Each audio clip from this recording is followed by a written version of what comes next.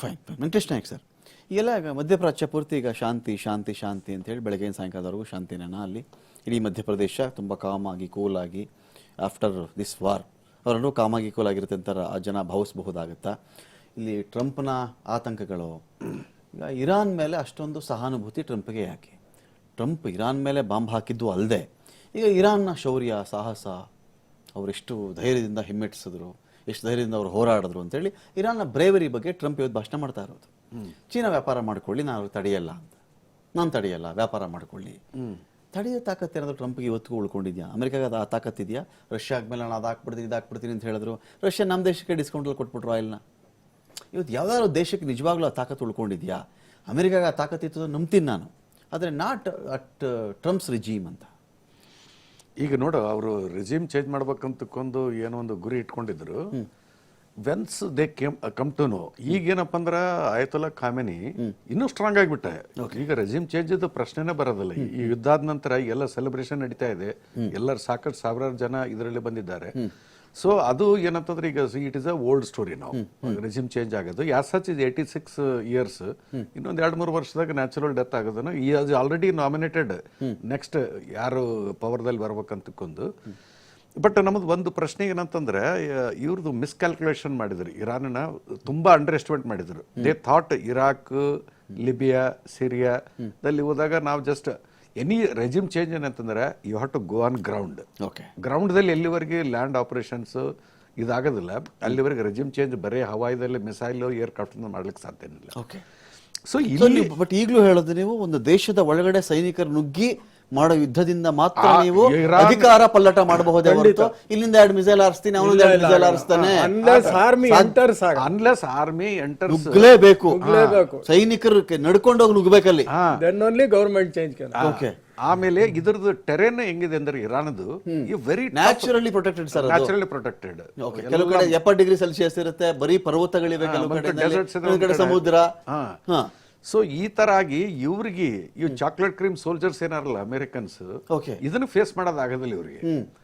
ಅಫ್ಘಾನಲ್ಲೂ ಆಗ್ಲಿಲ್ಲ ಅವ್ರಿಗೆ, ಅದು ಸೇಮ್ ಕಥೆ, ಅದೇ ತರದ ಕಠಿಣ ಪ್ರದೇಶಗಳು. ನಾವು ಗಲ್ಫ್ ವಾರ್ದಲ್ಲಿ ನೋಡಿದ್ವಲ್ಲ, ಗಲ್ಫ್ ವಾರ್ ಎಲ್ಲಿವರೆಗೆ ಏರ್ ಕ್ರಾಫ್ಟ್ಸ್ 91,000 ಸಾರ್ಟೀಸ್ ಯೂಸ್ ಮಾಡಿದ್ರು ಸದ್ದಾಮ್ ಹುಸೇನ್ ಮೇಲೆ ಅಟ್ಯಾಕ್ ಮಾಡಿದಾಗ 91ದಾಗ.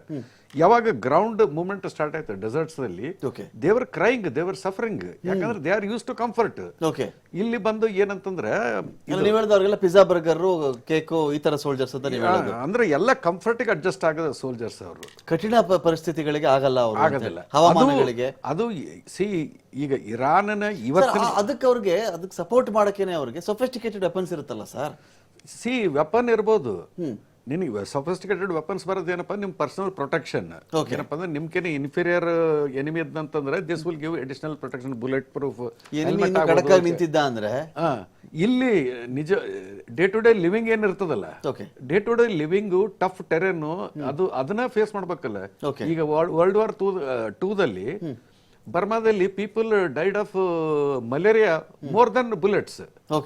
ಆ ತರ ಅಲ್ಲಿ ಟೆರೇನು ಅದಕ್ಕೆ ಅಡ್ಜಸ್ಟ್ ಹಾಕಂದ್ ಈಗ ಅಫ್ಘಾನಿಸ್ತಾನದಲ್ಲಿ ಅವರು ಬಿಟ್ಟು ಹೋಗ್ಬೇಕಂತಂದ್ರೆ ಅಂದ್ರೆ ಒನ್ ಆಫ್ ದ ರೀಸನ್ ಅಫ್ಘಾನಿಸ್ತಾನದಾಗ ಟೆರೇನ್ ಎಲ್ಲಿವರೆಗಂತ ನೀವು ಇದು ವಾಟ್ ಡಿಡ್ ಯು ಅಚೀವ್.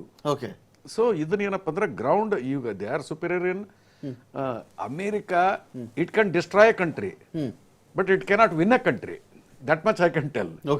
ಮಾಡಬಹುದು, ಅಧಿಕಾರ ಮಾಡಕ್ಕಾಗಲ್ಲ ಅಂದ್ರೆ ವಿನ್ ಅಂತಂದ್ರೆ ಈಗ ವಾರ್ ವಿನ್ ಆಯ್ತು ಲೂಸ್ ಆಯ್ತು ಅಂತ ಏನ್ ಹೇಳ್ತಾರಲ್ಲ, ಈಗ ನಾವು 1971 we can proudly say that we won the war. ಯಾಕಂದ್ರೆ ಅದ್ರ ಮುಖಾಂತರ ಒಂದು ದೇಶನೇ 2 ಭಾಗದಲ್ಲಿ ಆಯ್ತು. ಆ ತರ ಅಮೆರಿಕದಲ್ಲಿ ಈ ಸ್ಟಾಟಿಸ್ಟಿಕ್ಸ್ ಇಲ್ಲ. ವಿಯೆಟ್ನಾಂ ಮಾಡ್ತಾರೆ, ಗೆಲ್ಲಕ್ಕಾಗಲ್ಲ, they can destroy but they cannot win a war.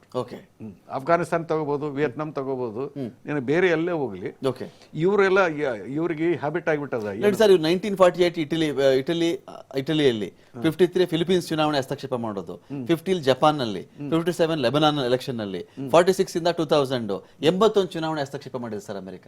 81 ಎಲೆಕ್ಷನ್ಗಳಲ್ಲಿ ಇವ್ರದ್ದು ಮೂಗ್ ತೋರಿಸೋದಲ್ಲ, ಹೋಗಿ ಒಂದ್ ಗಲಭೆ ಎಬ್ಸೋದು, ಇನ್ನೇನೋ ಮಾಡೋದು, ಈ ತರದ ಕೆಲಸನೇ ಬಹಿರಂಗ ರಹಸ್ಯ ಹಸ್ತಕ್ಷೇಪಗಳು ಇದ್ದೇ ಇವೆ ಅಂತ ಚುನಾವಣೆಗಳಲ್ಲಿ. ಡೊನಾಲ್ಡ್ ಲೂ ಅಂತ ಒಬ್ಬರು ಇದ್ದಾರೆ ಅಲ್ಲಿ ಇದರಲ್ಲಿ, is meant for regime change only. ಈ ಬಾಂಗ್ಲಾದೇಶ ರೀಸೆಂಟ್ ಏನಪ್ಪ ಅಂದ್ರೆ ರೆಜಿಮ್ ಚೇಂಜ್ ಬಾಂಗ್ಲಾದೇಶದಲ್ಲಿ ಆಗ್ಬೇಕಂದ್ರೆ ಸಿಐ ಪಾತ್ರ ಇದೆ.